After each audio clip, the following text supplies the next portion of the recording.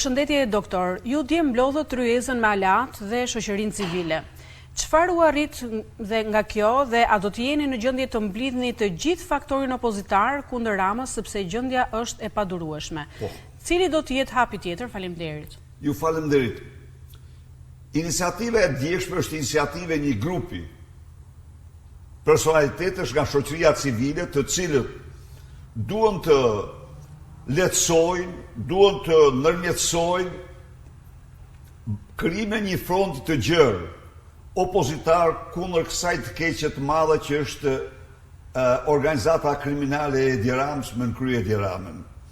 Ne kemi përshtatur këtë nisëm dhe unë bashkë me partitë e koalicionit parlamentar i pritëm, diskutuam, ju dham mbështetin, ata po vazhdojnë përpjekjet e tyre me forca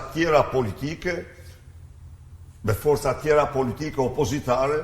Unë mendoj se në kuadrin e kësaj nisme, çdo njeri që ndjehet opozitar dhe që nuk i lejon veten të tradhtojë elektoratin që ka votuar kundër Edi Ramës, të tradhtojë elektoratin që gjen forca të shkëputet nga lidhje e të tjera, rrjeshtohet në këtë front.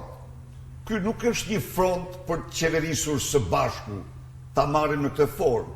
Ky është një front për të larguar së bashku një të keqe të madhe, për të hapur rrugën shqiptarëve, për të votuar të lirë si qytetar evropian. Dhe kjo është jashtë çdo lloj logjike që të mos jetë interes parsor i çdo force opozitare. Por duhet të jesh opozitar që të përqafosh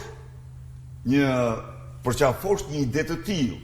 Dhe unë kam shpresë se ata që janë dhe ndjehen opozitar të vërtet do ta përqafojnë, qofshin të forca politike, qofshin të organizata shoqërisë civile, individ me pesh apo përfaqësues të grupeve të interesit apo kauzave të drejta. Pra ky është përpjekja e këtij grupi. Lida shkruan zoti Berisha, tubimi i 10 shkurtit, çfarë do të jetë konkretisht?